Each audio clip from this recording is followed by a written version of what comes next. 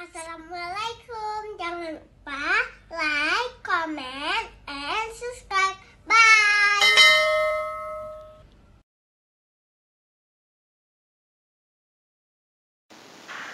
Bismillahirrahmanirrahim.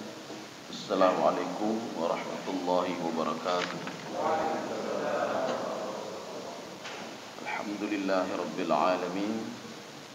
Wassalatu wassalamu ala asyrafil anbiya'i wal mursalin wa ala alihi wa ashabihi ajma'in.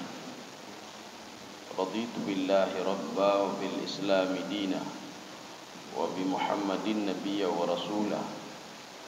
Rabbi syrah li sadri wa yassir li amri wahlul 'uqdatam min lisani yafqahu qawli. Allahumma ij'al jam'ana hadha jam'an marhuma wa tafarruqana min ba'dihi tafarruqan ma'suma. Kaum muslimin dan muslimat sidang jamaah subuh yang dirahmati Allah. Pada pertemuan yang lalu Allah sudah sampai bersumpah dengan 5 makhluknya. Jadi ada yang mengatakan itu adalah malaikat, walaupun sebagian mengatakan itu manusia, rohnya orang-orang beriman dan roh orang-orang kafir. Ada yang mengatakan itu juga bintang. Jadi terlepas dari itu, yang jelas Allah bersumpah sudah 5 kali. Kalau di dalam istilah ilmu balaghah ini namanya khabar ingkari. Khabar ingkari itu sebuah berita yang dipungkiri oleh manusia, sehingga untuk meyakinkan berita itu benar-benar terjadi disumpahi oleh Allah lebih daripada 1 kali. Ini namanya khabar ingkari. Terlebih-lebih kalau kita melihat di dalam surah Ar-Rahman sampai 31 kali. Ternyata ini kan terbukti yang 31 kali ini, karena ada 31 kali pernyataan Allah dalam surah Ar-Rahman itu yang ditolak mentah-mentah oleh manusia. Sehingga Allah mengatakan fabi ayyi ala'i rabbikuma tukadziban. Jadi artinya apa kurang cukup nikmatku, kata Allah. Apakah ini tidak bisa menjadi pelajaran bagimu? Ya. Jadi artinya sudah disumpahi oleh Allah sampai 5 kali. Kalau di dalam bahasa balaghah dan bahasa tafsir itu namanya khabar ingkari, untuk memberitahukan kabar dan berita kepada manusia kalau hari kebangkitan itu memang ada. Tiupan sangkakala itu ada. Yang pertama itu ada, yang kedua juga ada. Sehingga kata Imam Jalalain, al-masafah baina nafkhatil ula wa nafkhatil thaniyah 40 sana. Jaraknya itu 40 tahun lamanya. 40 tahun berarti 40.000 tahun. Artinya kita berada, kalau ada orang yang meninggal setelah tiupan sangkakala yang pertama dan kedua, dia sempat tinggal lagi di alam barzakh itu selama 40.000 tahun lamanya. Jadi waktu yang sangat panjang sekali. Kemudian Allah juga menggambarkan bagaimana padang mahsyar itu. Mahsyar itu berasal dari kalimat hasyara. Kalau di dalam ayat lain wa husyira hunalika. Husyira itu artinya dikumpulkan. Sedangkan mim ditambah mim itu menunjukkan kepada yadullu ala al-makan, tempat. Jadi mahsyar itu adalah sebuah tempat, ya. Sehingga diberikan gambaran oleh Allah dalam Al-Qur'an, mahsyar itu la tara fiha iwaja wala amta. Karena belum ada yang pernah pergi ke mahsyar, karena belum terjadi, maka diberikan gambaran oleh Allah di dalam padang mahsyar itu la tara fiha iwaj. Iwaj itu apa namanya? Tidak ada gunung, tidak ada bukit. La tara fiha iwaja wala amta. Jadi amta itu tidak ada berkelok-kelok, tidak ada. Jadi semuanya sama, semuanya rata, semuanya. Jadi makanya di dalam ayat lain juga digambarkan bagaimana keadaan padang mahsyar. Bagaimana seorang ketika di padang mahsyar itu. Illa man adzina lahu rahmanu wa radiya lahu qaula. Satu orang pun tidak diizinkan berbicara oleh Allah pada waktu itu, kecuali yang diizinkan oleh Allah Subhanahu wa taala. Tidak ada orang yang bisa diberikan syafaat oleh siapapun termasuk Nabi Muhammad kecuali yang diizinkan oleh Allah Subhanahu wa taala. Inilah tafsiran dari surah ayat Malik Yaumiddin atau Malik Yaumiddin. Sehingga Imam Al-Baghawi mengatakan dalam tafsir beliau, Malik Yaumiddin, Allahu ya'muru wa yanha. Waktu itu yang menyuruh dan melarang cuma Allah saja. Termasuk Nabi sendiri tidak berani ngomong macam-macam, ya. Ini pengakuan Nabi Adam, kecuali khusus Nabi Muhammad sallallahu alaihi wasallam Jadi cara minta Nabi berbeda, Pak. Jadi Nabi kalau ingin minta kepada Allah, sujud dulu. Ingin minta syafaat, sujud dulu kepada Allah Subhanahu wa taala. Kita juga bisa melihat bagaimana keadaan padang mahsyar itu di dalam hadis qudsi. Jadi dalam hadis qudsi dikupas demikian rupa. Jadi artinya sekarang di pasaran itu sudah banyak hadis qudsi dengan terjemahannya. Jadi coba kita beli hadis qudsi itu, coba buka di situ, banyak sekali nanti ada dialog penduduk neraka, dialog penduduk surga, bagaimana keadaan padang mahsyar, semua dikupas di dalam hadis qudsi itu. Kaum muslimin sedang jamaah yang dirahmati Allah. Jadi makanya di sini pada ayat selanjutnya, ini bagaimana keadaan padang mahsyar, diberikan gambaran oleh Allah Subhanahu wa taala. Kita lanjut kajian kita. A'udzubillahi minasyaitonir rajim. Bismillahirrahmanirrahim. Jadi kita masih pada surah An-Nazi'at ayat 8. Qulubu yauma idzi wajifah. Dalam Al-Qur'an kalau kita jumpai kalimat yauma idzin, yauma idzin, ada juga yaumi id, yaumi idzin, ada yauma idzin, ada yaumi idzin. Ada yaum, ada al-yaum. Itu lebih condong kepada hari kiamat. Atau al-yaum. Cuma ada nanti sekian persen, 0,0 sekian persen itu yang al-yaum itu menunjukkan kepada hari. Jadi bukan menunjukkan kepada hari kiamat, tidak. Tapi yauma idzin adalah dua gandengan kalimat, Pak. Yaumun dan idzin.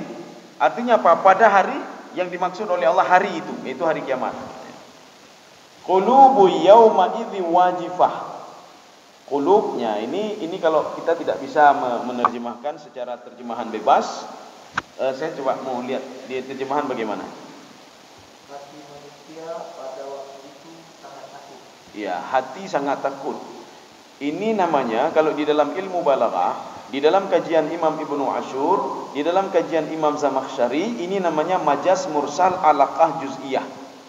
Jadi artinya dia sebutkan hati, padahal bukan hati saja, Pak. Seluruh tubuhnya takut di depan Allah Subhanahu wa taala. Kenapa didahulukan dengan hati? Yang paling hebat, paling canggih, yang paling merasai ketakutan yang duluan itu adalah hati, Pak. Ya. Seorang kalau ada apa-apa, kalau takut, yang memberitahukan dulu adalah hati, Pak. Maka sinyal yang diberikan hati itu lebih hebat dibandingkan diberikan kepala dan lain sebagainya. Maka respon yang pertama itu adalah hati. Seorang kalau takut, responnya bukan anggota tubuhnya duluan, tidak, tapi hatinya duluan. Bukan kepalanya duluan, tidak, tapi hatinya duluan. Demikian pula pada hari kiamat nanti. Demikian pula ketika masuk ke dalam neraka, allati tattali'u 'alal afidah. Yang dikejar oleh api neraka itu adalah hati. Ini yang dikejar oleh dia. Kenapa? Sumber semuanya itu di hati. Sumber dosa itu di hati, Pak. Sumber kenapa seorang malas itu di hati, Pak. Sumber takwa itu di hati. Ya. Makanya Imam Al-Ghazali di dalam kitab beliau Ihya Ulumuddin, yang membuat seorang malas beribadah itu tingkatan level paling tinggi itu apa? Level paling tinggi itu adalah an-nafsu, Pak, jiwa. Ya, jiwa dia ini. Itu yang membuat dia malas beribadah kepada Allah. Kemudian kedua, setelah itu baru syaitan. Kemudian yang ketiga, setelah itu adalah al-khalqu. Khalqu itu makhluk. Makhluk itu bagaimana? Siapa yang kita bergaul? Walaupun sehebat apapun anak kita ajarkan agama, kita ajarkan salat, kita ajarkan doa dan lain sebagainya. Tapi kalau pergaulannya dengan orang yang tidak benar, anak kita juga tidak benar nanti. Ini al-khalqu namanya.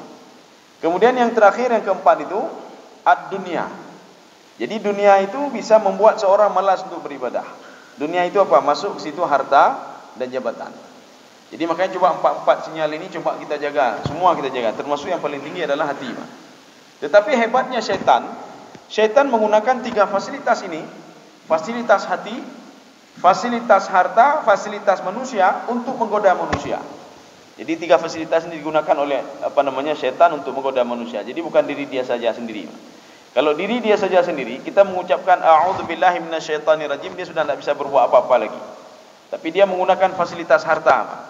Dia menggoda manusia untuk sibuk dengan hartanya. Dia menggoda manusia sibuk dengan temannya.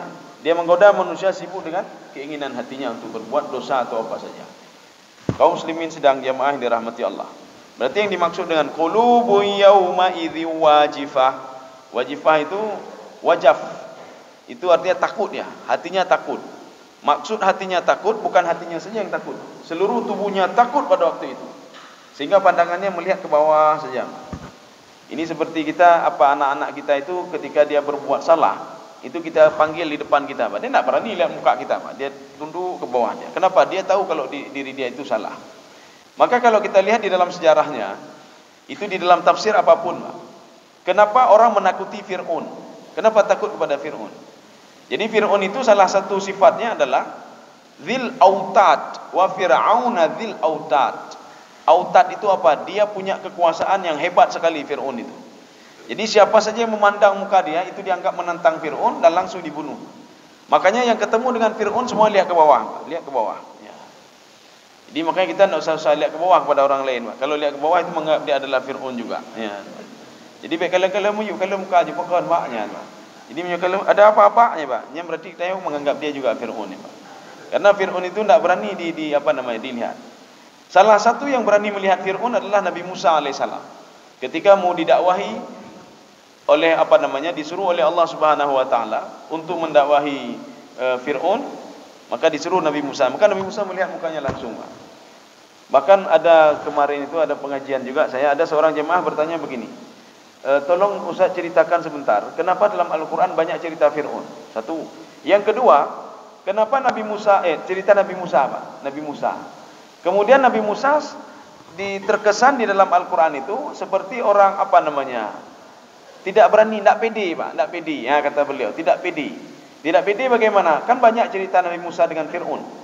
Tapi beliau tidak pede menghadapi Fir'aun. Kenapa minta saudaranya Harun untuk bisa bersama beliau? Saya bilang bukan tidak pede. Ya. Nabi Musa itu pede luar biasa beliau. Setiap ada masalah selalu bertanya kepada Allah. Setiap ada apa-apa selalu minta kepada Allah. Bukan tidak pede dengan Fir'aun laknatullah. Fir'aun itu lain memang orangnya. Jadi Fir'aun itu yang membesarkan Nabi Musa dari kecil itu Fir'aun. Kemudian sehingga Fir'aun mengatakan dalam Al-Quran, diabadikan dalam Al-Quran, untuk apa kamu mendakwahi saya? Kamu dari kecil sama saya besarkan kamu, saya berikan fasilitas ini, fasilitas itu untukmu.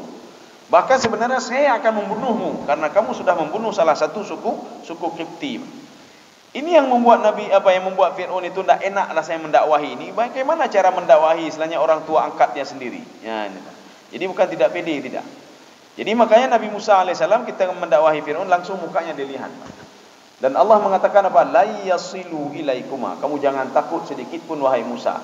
Mereka itu sedikit pun tidak bisa menyentuh kulitmu. Ya, jangankan mereka itu menyakitimu, menyentuh saja tidak bisa. Makanya Nabi Musa berdalih di depan Allah Subhanahu wa taala, saya bagaimana mungkin saya mendakwahi Fir'aun? Saya punya dosa sama Fir'aun. Akhafu ayaktulun. Saya takut mereka akan membunuh saya. Mereka ini siapa? Bukan Fir'aun saja, tetapi tentara-tentara Fir'aun, penyihir-penyihir Fir'aun akan membunuh saya. Kenapa? Karena saya sudah membunuh salah satu suku dari mereka. Fir'aun memang di dalam Al-Quran itu kalau kita melihat dalam tafsir yang mengangkat simbol-simbol dalam Al-Quran, di situ dikatakan bahwasanya Nabi Musa itu kuatnya luar biasa. Dari mana kita tahu Nabi Musa kuatnya luar biasa? Dari kalimat faqada alaihi. Kalimat qada itu artinya sekali pukul dia mati. Faqada alaihi. Jadi sekali pukul dia mati. Begitu kuatnya Nabi Musa alaihissalam.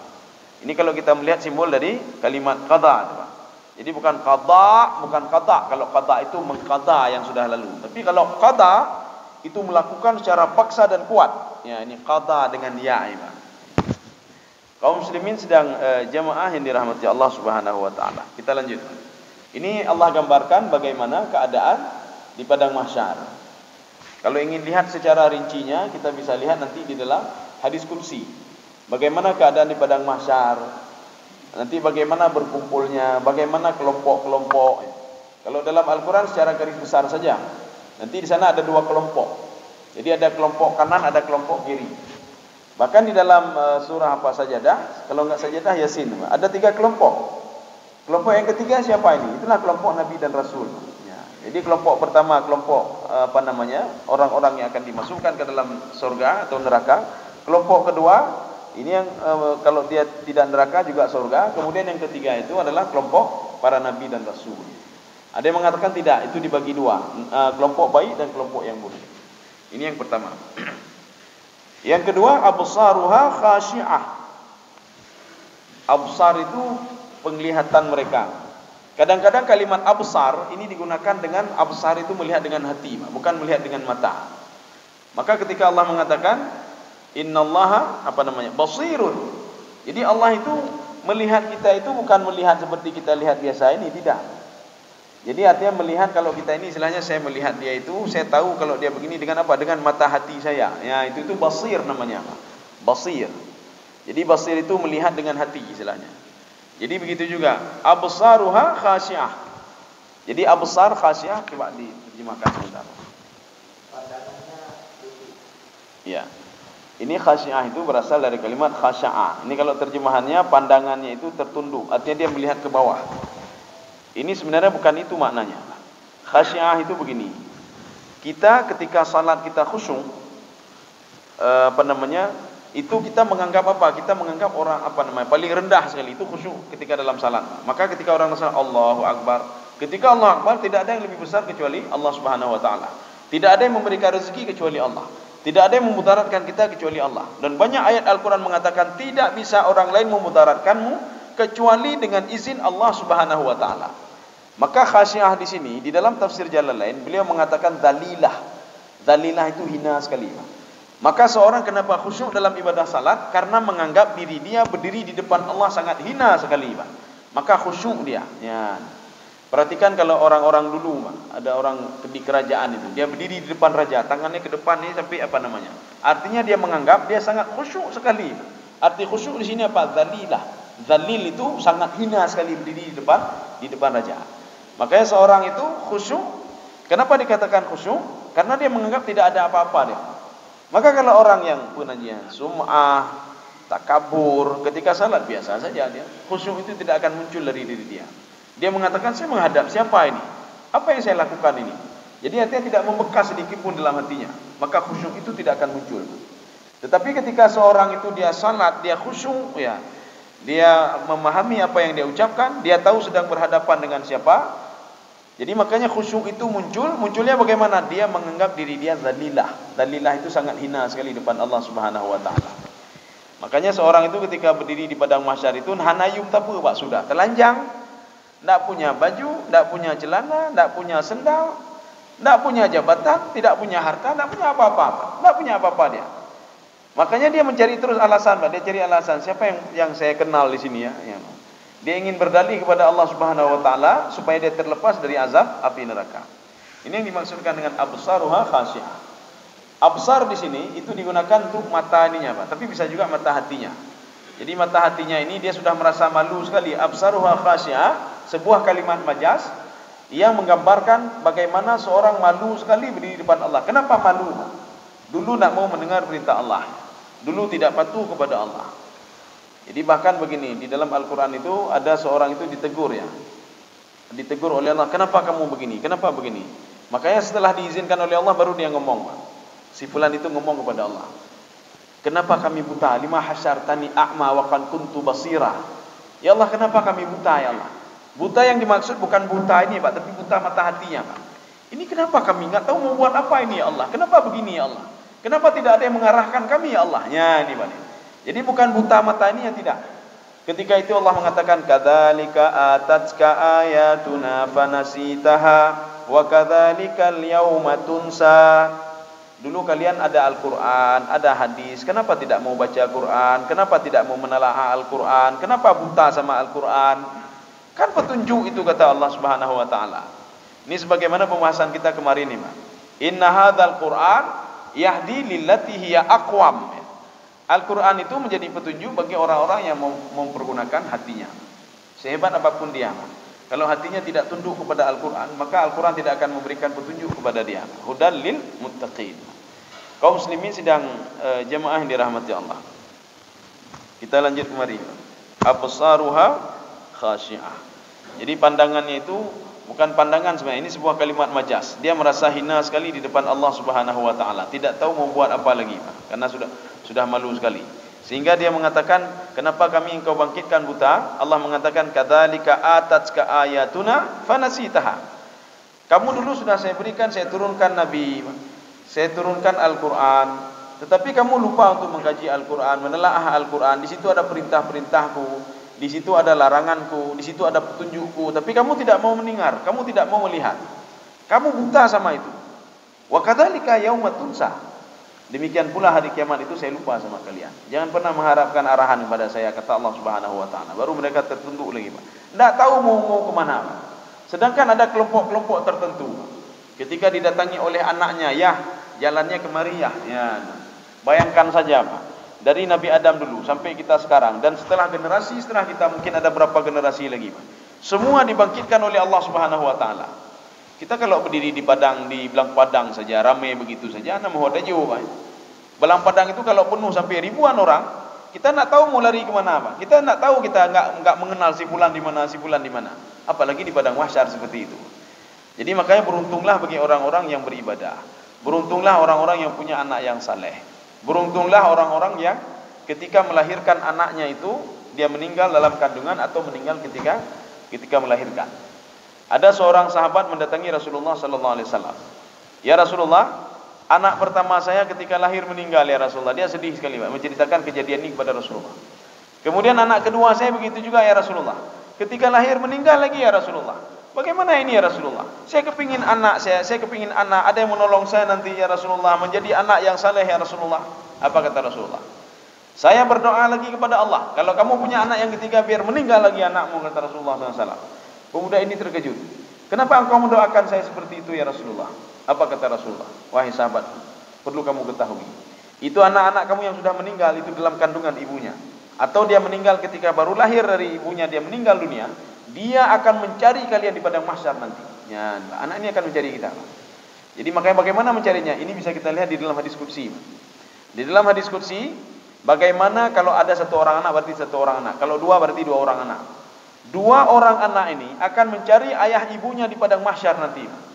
Jadi kalau dalam hadis qudsi itu diberikan gambaran anak itu dia memegang bahu ayahnya, Pak. Dia memegang bahu ayah dan ibunya. Ya, jalannya lewat sini ya. Ayahnya bertanya, "Kamu siapa kamu?" Dia ditanya, "Kamu siapa kamu?" Ibunya bertanya, "Kamu siapa kamu?" Dijawab oleh anaknya, "Saya adalah anak yang lahir dari rahim ibu saya yang meninggal dunia sebelum saya dewasa." Ketika itu dua anak ini mengarahkan kedua ayah ibunya menuju pintu surga. Ketika sampai ke pintu surga, malaikat bertanya, "Apakah kamu belum dihisab lagi?" Dijawab oleh orang tuanya, "Saya tidak tahu apa itu hisabnya, tidak tahu dia." "Apakah kalian belum melalui titik sirat, as-sirat?" Dijawab oleh, "Tidak, kami tidak tahu apa-apa." "Dari mana kalian bisa izin langsung kemari? Sekarang kembali." Dijawab oleh dua orang anaknya, "Saya sudah dapat izin dari Allah Subhanahu wa taala untuk langsung membawa kedua orang tua saya ke depan pintu surga." Jadi artinya kalau tidak tahu kita mau buat apa-apa. Tidak ada yang bisa menolong kita. Tidak ada yang bisa memberikan pertolongan, syafaat kecuali dengan izin Allah Subhanahu wa taala. Tadi dua anak itu sudah diizinkan oleh Allah Subhanahu wa taala. Ini yang pertama. Atau yang kedua, kalau kita ada salat fardu, salat tidak tinggal, ibadah juga tidak tinggal. Tapi kalau di dalam surah itu Al-Kautsar, dua saja yang kau lakukan, kata Allah, akan diberikan tempat eksklusif. Mana tempat eksklusif itu? Itulah telaga Al-Kautsar. Apa dua hal itu? Fasalli li rabbika wanhar. Jangan pernah tinggal ibadah salat. Jangan tinggal salat. Ini salat fardu. Yang kedua, berkorbanlah kamu. Jadi artinya setiap korban yang kita korbankan itu bukan untuk Allah, untuk kita juga sendiri. Artinya ketika dibangkitkan di padang mahsyar, di situ kan ada beberapa yang kita lalui, Pak. Yang pertama yaumul hisab dan yaumul hisab atau mizan dan jaza, hari pembalasan. Ini harus kita lalui ini, Pak. Sehingga sahabat bertanya kepada Rasulullah, "Ya Rasulullah, berapa lama kami tenggang waktu kami berdiri di situ?" Maka disebutkan di situ 50.000 sanah, 50.000 tahun lamanya. Sahabat mengatakan, "Ya Rasulullah, ma atwala hadza." Panjang sekali waktu itu ya Rasulullah. Bagaimana kami bisa berdiri sampai 50.000 tahun lamanya? Sedangkan umur kami di dunia 60 tahun, 70 tahun, berapa tahun lah umur kami. Artinya apa? Kehidupan itu panjang sekali, untuk berdiri saja panjang sekali. Rasulullah sambil tersenyum mengatakan apa? Tidak bagi orang-orang yang beriman, kata Rasulullah SAW. Bagi orang yang beriman, kan tidari as-salawatil khams. Bagi orang beriman, seperti menunggu salat 5 waktu. Artinya kalau menunggu salat 5 waktu kan menunggu juga. Ini kita salat subuh, habis salat subuh kan menunggu salat zuhur. Artinya kita menunggu cuma berapa jam saja. Ini dalam berapa jam saja kita di mana posisi kita ini, Pak? Kalau di padang mahsyar di mananya posisi kita? Ya, ini, Pak. Kemudian ketika salat zuhur menunggu lagi sampai waktu asar, itu posisi kita di mana itu? Maka di dalam sebuah riwayat, di dalam tafsir Sawi, ini ada juga kita jumpai di dalam hadis qudsi. Jadi ketika manusia itu berdiri semua, mereka mempertanggungjawabkan amal ibadahnya. Orang-orang yang salat 5 waktu dan yang kedua yang berkorban, mereka akan dimasukkan ke dalam sebuah telaga untuk menunggu keputusan Allah Subhanahu wa taala. Jadi sambilan menunggu, namanya telaga Al-Kautsar. Ini yang kita ketemukan di dalam tafsir Ibnu Abbas. Sehingga Ibnu Abbas mengatakan telaga Al-Kautsar akan diberikan oleh Allah Subhanahu wa taala kepada orang-orang yang beriman qablal hisab, sebelum dihisab, bukan setelah hisab, tidak, sebelum hisab, untuk menunggu kepastian dari Allah Subhanahu wa taala. Apakah masuk ke dalam surga atau dibakar dulu sebentar dalam neraka. Karena yang dihisab itu cuma dua kelompok saja yang dihisab. Yang lain tidak. Orang beriman dihisab, yang kedua orang munafik dihisab. 2 orang yang dihisab, lain tidak dihisab lagi. Kenapa tidak dihisab lagi? Lain sudah jelas, orang musyrik langsung dimasukkan ke neraka, orang kafir langsung dimasukkan ke ini, syaitan langsung dimasukkan ke neraka, iblis langsung dimasukkan ke neraka. Ini yang dimaksudkan 2 tadi, mukmin dan munafik termasuk dari golongan manusia dan jin. Nanti ada jin beriman, ada jin munafik. Berarti 2 ini yang dihisab ini. Yang lain tidak dihisab lagi. Maka jangan kita nanti berpikir, waduh saya dihisab ada kelompok-kelompok ini, tidak ada lagi, Pak. Yang dihisab cuma 2. Jadi makanya ketika kita ini sedang dihisab itu, sedang kita mempertanggungjawabkan apa amal ibadah kita di mizan itu, maka kita menunggunya di telaga Al-Kautsar. Kaum muslimin sedang jemaah yang dirahmati Allah. Kita lanjut lagi, Pak. Absaruha khashi'ah. Yaquluna inna lamarduduna fil hafirah. Ya, ini perlu juga kita terjemahkan, jangan salah paham nanti. Coba dibaca. Orang-orang kafir berkata, apakah dirinya kami benar-benar dikembalikan kepada kehidupan semula? Ya, ini kita kalau tidak kita inikan dalam tafsir itu akan salah paham. Ini perkataan ini, kalau kita merujuk dalam satu tafsir, bahkan bukan satu tafsir, ada beberapa tafsir, ini cerita masa lalu ini, Pak. Ini cerita masa lalu. Bukan cerita ketika di padang mahsyar lagi. Ini bukan cerita padang mahsyar nih. Cerita di padang mahsyar, tidak ada cerita lain, Pak. Di padang mahsyar mereka sudah yakin semuanya. Kenapa? Kalla sawfa ta'lamun, thumma kalla sawfa ta'lamun, kalla law ta'lamuna ilmal yaqin. Mereka sudah yakin betul itu. Mereka tidak mungkin menolak lagi, Pak. Tidak ada orang yang dibangkitkan di padang mahsyar, mereka protes lagi kepada Allah, ya Allah, apa mungkin kami dibangkitkan kembali? Bukan. Ini yaqulun, ini cerita masa lalu. Allah ingin mengatakan begini, Pak. Kalian dulu tidak yakin kepada saya, bukan begitu kata Allah. Kamu tidak yakin kepada saya. Sekarang coba kamu lihat sendiri, yakin nggak kamu sudah saya bangkitkan? Dia diam saja, Pak, diam saja. Ya, ini, Pak. Inilah gambaran dari orang itu. Absaruha khashi'ah. Jadi mereka qulubu yauma idzin wajifah, absaruha khashi'ah. Mereka malu sekali di depan Allah Subhanahu wa taala. Kenapa mereka malu? Allah menceritakan dulu di dunia kalian, yaquluna inna lamarduduna fil hafirah, ada tanda tanya di situ. Apakah kami ketika kami mati kami akan dikembalikan seperti semula? Ini cerita masa lalu, Pak. Dulu kalian ngomongnya seperti itu kan kata Allah? Ya. Sekarang coba lihat sendiri kata Allah. Kalian saya bangkitkan apa tidak? Tidak ada jawaban apa-apa. Mereka tunduk saja. Ya, tunduk saja. Bahkan di dalam ayat lain itu mereka mengakui di depan Allah Subhanahu wa taala setelah diizinkan oleh Allah. Apa kata mereka? Fa'tarafna bidunubina fahal ila khurujim min sabil. Kami mengakui dosa kami, Allah. Ada jalan keluar enggak dari sini, ya Allah? Amattana thnataini wa ahyaitana thnatain. Kami ini engkau hidupkan 2 kali. Saya yakin sekarang, ya Allah, hidup itu 2 kali. Mana hidup 2 kali, Pak? Di dunia sekali, di sini sekali, Pak. Yang dulu tidak kita yakini, Pak. Kemudian engkau matikan amat tanah thnataini, engkau matikan kami 2 kali. Mana mati 2 kali, Pak? Di dalam kandungan, Pak. Ketika tidak ada tidak ada roh, kita mati seperti itu, Pak. Tidak hidup. Kemudian mati yang kedua kali mana? Ketika masuk ke alam barzah, ya. Jadi artinya tubuh kita sudah berpisah dengan roh. Jadi engkau matikan kami 2 kali, engkau hidupkan kami 2 kali. Fa'tarafna bidunubina. Kami sekarang mengakui dosa kami. Fahlira khurujum min sabil. Ada enggak jalan keluar dari sini supaya kami tidak engkau siksa? Supaya tidak tersiksa seperti ini. Itu tidak dijawab sama sekali oleh Allah. Karena tidak mungkin ada jalan keluar lagi, Pak. Jadi kalimat ini, yaqulun, ini hikayah, ini cerita masa mereka lalu. Dulu mereka tidak percaya, sekarang baru percaya dia. A'idza kunna 'idza, A inna lamarduduna fil hafirah. Lamardud ini berasal dari kalimat radda ya ruddu. Ya, ini Pak. Radda ya ruddu artinya kembali. Apakah kami akan kembali? Sama seperti taba ya tubu kalau secara bahasanya, Pak. Makanya orang taubat itu kembali. Kembali bagaimana? Kembali kepada fitrah dia yang dia itu pada hakikatnya dia mengenal Allah Subhanahu wa taala. Alastu bi rabbikum? Bukankah saya ini yang menciptakan kamu, yang memberikan rezeki kepada kamu, yang mengatur kamu? Dijawab oleh roh itu, qalu bala, betul ya Allah, yang menciptakan kami engkau, yang memberikan rezeki kepada kami engkau, yang mengatur kami juga engkau ya Allah.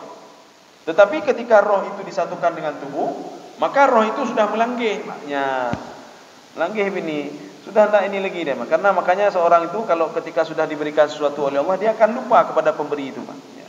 Dia lupa kalau dia sudah pernah berjanji dengan Allah Subhanahu wa taala dan dia mengakui keesaan Allah. Tapi ketika diberikan roh itu sudah lupa. Seperti Qarun ya. Qarun diberikan harta terus oleh Allah Subhanahu wa taala, dia makin lupa, makin banyak harta makin lupa kepada Allah Subhanahu wa taala. Kaum muslimin sedang jamaah yang dirahmati Allah. Ini makna lamardud fil hafirah. Apa itu makna hafirah? Hafirah itu biasanya digunakan untuk ayam. Ayam kalau dia itu mengais mengais tanah itu sampai ke bawah-bawah dia kais ya, Pak. Ini hafirah namanya.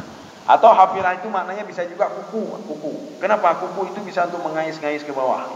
Maka makna hafirah ini, kalau di dalam tafsir Ibnu Asyur, beliau senang sekali melihat dari segi bahasanya. Artinya apa? Mengais itu artinya kan melihat ke bawah, Pak. Mengenang masa lalu. Nah, ini Pak, mengenang masa lalu. Artinya fil hafirah, apakah kami nanti, kata orang kafir, ketika dibangkitkan nanti, apakah mungkin jasad kami yang dulu itu di dunia sekarang ini kau bangkitkan kembali? Ini mana hafirah nih. Hafirah itu artinya di dunia dulu kami sudah mati, kami sudah hancur, tulang belulang sudah hancur, apakah mungkin dibangkitkan kembali? Ya ini seperti kami pernah berdialog ini, Pak. Ada dengan orang kalau orang Bali ya, orang Bali itu biasanya kalau meninggal dunia kan dibakar. Ya, dibakar. Setelah dibakar kan menjadi abu. Setelah menjadi abu, saya tanya, ini dibuangnya kemana ini? Dibuang ke laut. Bagaimana cara buangnya? Dibuang sini sedikit, sana sedikit, jalan lagi jauh lagi, dibuang sana sedikit, sana sedikit. Saya tanya, untuk apa itu? Untuk mengecoh malaikat. Ya, Pak. Mengecoh malaikat. Jadi artinya apa? Supaya rohnya itu dia berbencar ke seluruh air itu dan malaikat susah untuk midai, Pak. Lumpikelun kiban malaikat susah midai, Pak. Jadi kita jangan terbayang bumi itu luas sekali, tidak. Jangan terbayang air laut itu banyak sekali, tidak. Kalau dibandingkan dengan makhluk lain yang diciptakan oleh Allah Subhanahu wa taala. Bagaimanapun kita lari dari Allah, Pak. Bagaimanapun kita lari dari kematian. Jadi artinya ini sudah pernah digambarkan oleh Allah kepada Nabi Ibrahim alaihissalam, bagaimana mencincang-cincang burung itu yang sudah diaduk-aduk, kemudian diletakkan di tiga ini, ya'tina kasa'ya. Dia akan kembali kepadamu dengan bulunya tidak ketukar, dagingnya kita tidak ketukar, tulangnya juga tidak ketukar. Ya. Itu baik ketika dibangkitkan ya Allah, nyokan dulu nya. Katalah yang Pak.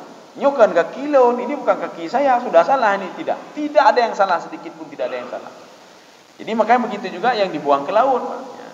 Makanya roh itu ketika dia tahu jasadnya itu sudah dibakar dan dibuang ke laut, maka setiap malam Jumat dia akan mendatangi lautan itu. Dia akan memantau, ini tubuh saya di sini ada, di sana ada, di sana ada, di sana ada. Roh saja dia tahu.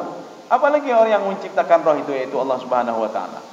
Makanya ketika dia nanti setiap malam Jumat dia pergi memantau terus, tubuh saya ada di sini sedikit, di sana sedikit, di sana sedikit. Makanya ketika nanti dibangkitkan pada tiupan sangkakala yang kedua, dia tidak asing lagi sama tubuhnya yang sudah sudah berpisah-pisah, sudah terpisah. Tidak canggung lagi dia. Karena apa? Roh itu dia terus mencari tubuhnya dan tubuhnya menyatu kembali seperti semula, dengan tangan yang sama, kaki yang sama, muka yang sama, semua sama. Jadi kita jangan tu ada dibangkitkan ke kantong tu mah, anak kantong lagi sajidnya. Untuk ketika masuk dalam surga itu baru berbeda, Pak. Oh, saya ini posternya pendek juga nanti di sana, Pak. Ketika dibangkitkan di padang mahsyar. Oh, saya cacat juga dibangkitkan di padang mahsyar. Untuk apa Allah bangkitkan seperti itu? Karena Allah bangkitkan pada bentuk tubuh kita seperti semula, supaya apa? Tangan inilah yang menjadi saksi di padang mahsyar nanti, Pak. Kaki inilah yang menjadi saksi kita di padang mahsyar. Bukan kaki yang baru, tapi kaki yang lama dulu. Buktinya kalau itu bukan kaki baru. Kalau seandainya kaki baru, muka baru, tangan baru, ketika Allah berdialog dengan tangan, Yauma idzin tuhadditsu akhbaraha. Allah bertanya kepada kaki, bertanya kepada lain makhluknya, si fulan berbuat apa dia? Ketika itu tangan mengatakan, oh jangan tanya sama saya tidak tahu apa-apa, saya tangan baru ini. Ini kalau tangan itu baru, Pak. Tapi tangan itu tangan dulu ketika kita berbuat, berinfak, bersedekah dengan tangan ini. Kita buat maksiat juga dengan tangan ini, Pak. Dengan mata ini kita lihat maksiat, dengan mata ini juga kita menangis di depan Allah Subhanahu wa taala. Saksinya adalah mata ini, Pak. Maka mata ini mengatakan, betul ya Allah, saya lihat maksiat. Betul ya Allah, saya bangun tengah malam, saya menangis. Betul ya Allah, ini kata mata ini, Pak. Kita diam saja, Pak, kita diam saja. Karena yang ngomong itu adalah saksi-saksi semuanya, Pak. Jadi manusia tidak diberikan izin sedikit pun oleh Allah Subhanahu wa taala untuk berbicara pada waktu itu. Ya, ini cerita masa lalu namanya, Pak, Hafirah. Tapi kalau di dalam kitab tafsir apa namanya? Fathul Qadir ya, punya Imam Syaukani, Pak. Itu tebalnya pun luar biasa tebalnya. Ada jilid 1, jilid 2. Apa kata beliau? Hafirah itu kalau kita menguburkan seseorang, hafirah itu apa? Tanah yang ada di bawah mayat itu hafirah namanya, Pak. Hafirah. Jadi artinya lamardudun fil hafirah.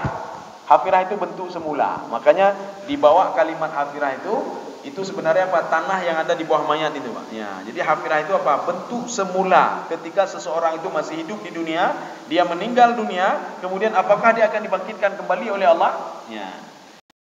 Ini kita jangan terbayang kalimat ini adalah muncul ketika di padang mahsyar, tidak. Kalimat ini diulang kembali oleh Allah ucapan mereka untuk memperingatkan mereka. Dulu kalian tidak yakin kepada saya, betul kata Allah. Dulu kalian tidak yakin kepada hari kebangkitan. Sekarang yakin tak? Mereka diam saja. Ya. Ya, kita satu ayat lagi. Hafirah, aidza kunna 'idhaman nakhirah. Ya, coba satu lagi terjemahannya. Apakah dalam kurung akan dibangkitkan juga apabila kami telah menjadi tulang belulang dan hancur lumat? Iya, jadi apa namanya? Idzaman nakhirah. Nakhirah itu kalau kita mengambil tepung ya, Pak. Jadi tulang itu sudah kering, kemudian tulang itu dihancurkan. Kemudian kalau nakhirah itu biasanya dia bisa ditiup oleh angin, Pak. Kalau belum bisa ditiup oleh angin belum namanya nakhirah. Karena ada juga nanti tulang sudah hancur, ketika ada angin enggak bisa terbang dia. Tapi ini ada angin dia bisa terbang, ini nakhirah namanya. Jadi mereka mengatakan apakah kami dibangkitkan kembali, bisa menyatu kembali? Aidza kunna 'idhaman nakhirah. Idhaman nakhirah itu tulang belulang yang sudah hancur dan bisa diterbangkan oleh angin. Ini dua ini adalah bukti kalau mereka tidak yakin pada hari kebangkitan. Makanya mereka buat maksiat. Makanya kalau kita yakin pada hari kebangkitan itu merembes kepada yang lain, Pak. Termasuk di dalam Al-Quran itu Allah sebutkan begini. Ara'aital ladzi yukadzibu biddin. Itu kalau di dalam terjemahan diterjemahkan, tidakkah kalian melihat orang yang mendustai agama? Padahal itu bukan mendustai agama. Itu keliru. Jadi yaumuddin yang dimaksud di situ adalah, tahu enggak kamu ya Muhammad, orang yang tidak yakin kepada hari kebangkitan? Ya, bukan mendustai agama. Bagaimana mendustai agama?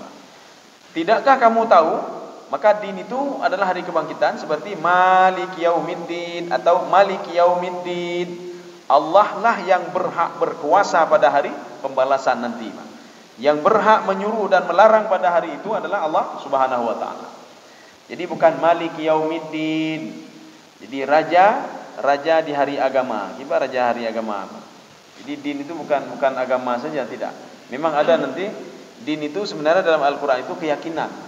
Agama itu bukan bahasa kita itu. Agama itu kan bahasa Sanskerta ya. Agama artinya tidak terpecah belah. Jadi kalau din itu i'tiqad namanya, Pak. I'tiqad, syariat itu namanya ad-din ya. Makanya ini akan merembes ke lain, Pak. Ara'aital ladzi yukadzibu biddin. Kamu mau tahu enggak hai Muhammad? Akan saya kasih tahu kamu orang yang tidak yakin kepada hari kiamat. Salah satunya apa? Orang yang tidak menyantuni anak yatim. Mereka tidak menyantuni anak yatim. Ini bukti mereka tidak yakin kepada perkataan Nabi Muhammad SAW. Orang yang menyantuni anak yatim seperti ini dalam surga dengan saya, kata Rasulullah SAW. Maka dia tidak yakin pada hari kebangkitan. Kenapa seorang mau korupsi? Karena dia tidak teringat nanti akan dimintai pertanggungjawaban oleh Allah Subhanahu Wa Taala apa yang sudah dikorupsinya itu. Kenapa seorang buat maksiat? Karena dia tidak yakin pada hari kebangkitan. Artinya hidup itu cuma sekali saja. Setelah mati kan tidak ada lagi, Pak. Coba kalau dia yakin, ini kalau nanti ini bagaimana ini? Kalau diminta pertanggungjawaban bagaimana ini? Ya, kaum muslimin sedang jemaah yang dirahmati Allah. Jadi saya rasa cukup sampai sekian saja. Mudah-mudahan ada manfaat bagi saya sendiri dan jemaah sekalian. Subhanakallah bihamdika asyhadu an la ilaha illa anta astaghfiruka wa atubu ilaik. Assalamualaikum warahmatullahi wabarakatuh.